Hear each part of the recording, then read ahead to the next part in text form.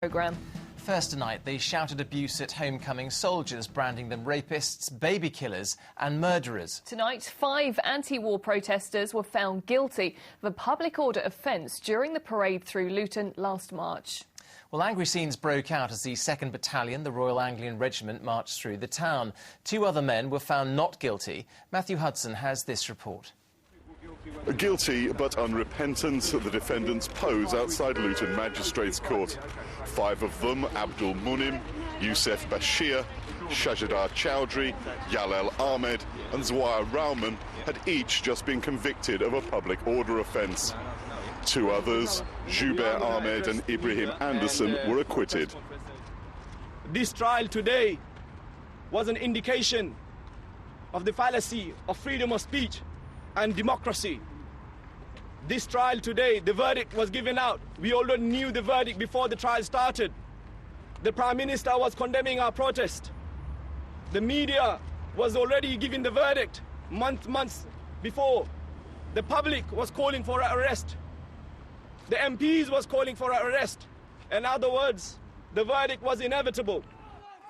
The offences took place during a homecoming parade by the Royal Anglian Regiment last March.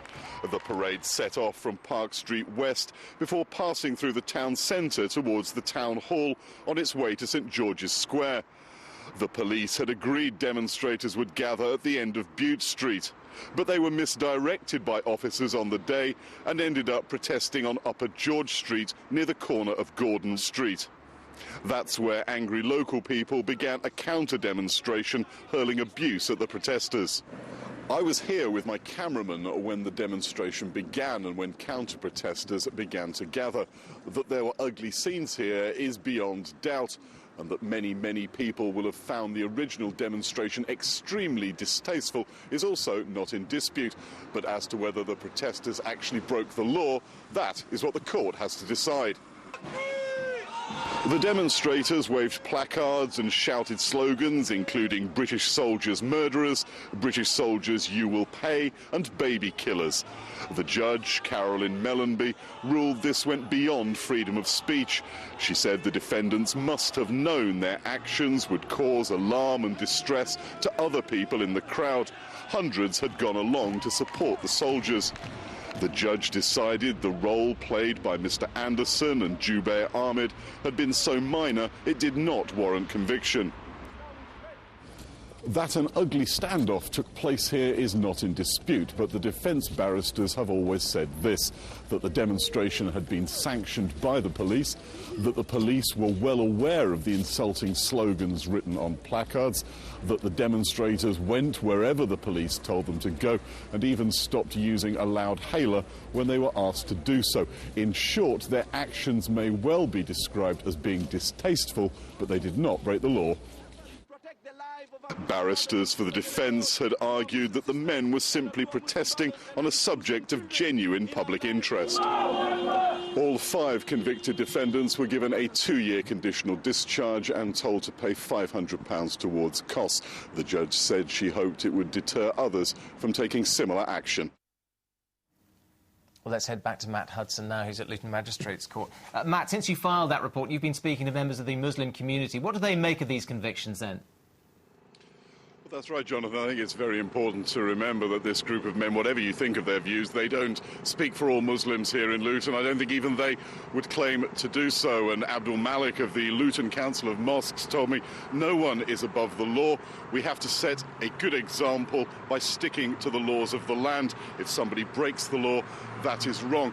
At the same time, though, you saw the young men when they came out to meet the media. Again, they started using the same language of British soldiers being murderers and rapists.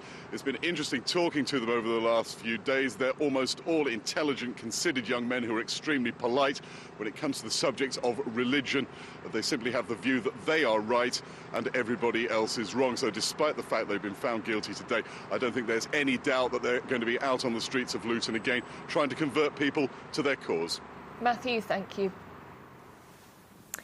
Next tonight, and the MP who is demanding to know why an elderly couple were allowed to die in a state of neglect at their home in the town. The Northampton North MP Sally Keeble had alerted social services to the plight of Derek and Jean Randall before Christmas, but says nothing was done. It's thought the pensioners lay undiscovered for nearly a week in their bungalow in the Kingsthorpe area of the town. Well, our correspondent Neil Bradford is in Northampton and joins us now. Neil, this sounds like an awful case. Yes, this was a couple in desperate need of help, and they tried desperately to get it, but for whatever reason, it wasn't forthcoming. No doubt some deep soul-searching among the local authorities and organisations that should have been able to help them.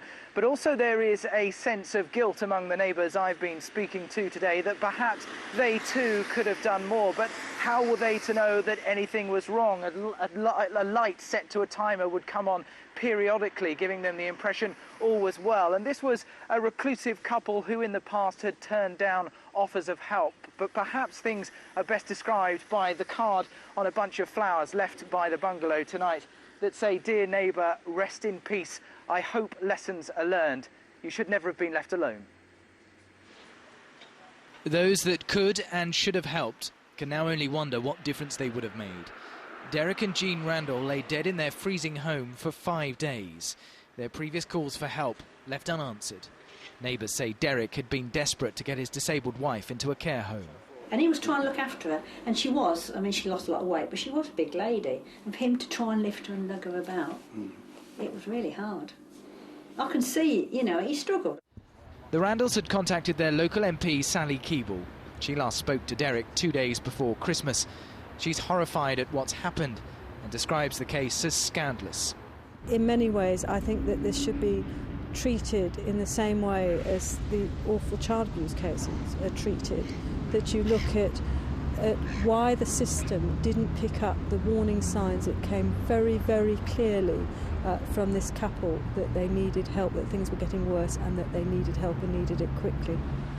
Derek had contacted his local branch of Age Concern on December the 16th, inquiring about care homes for his wife. A week later, on the 22nd of December, Northamptonshire County Council contacted Age Concern about his case. The charity admits there were failings. There will have been a number of assumptions made about people having done the right thing. None of it was enough to keep Mr. and Mrs. Randall alive, and you know, it's really important that we identify what those issues were, what could have been done better. The local authority says an internal investigation is already underway. Clearly, it's very concerning that an elderly couple who are obviously relying upon care within the community should die in this tragic way. So we're very, very upset about it. Neighbours too are now left wondering if they could have done more to help.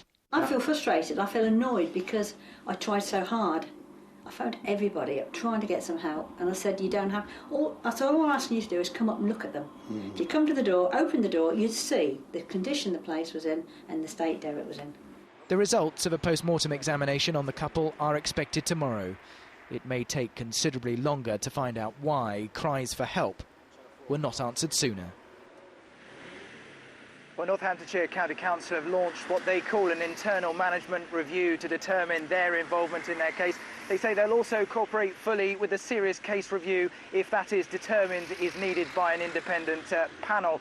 Sally Keeble wants all agencies involved to take part in an inquiry. She's also referred the case to the Secretary of State for Health. A real tragedy. Thank you, Neil.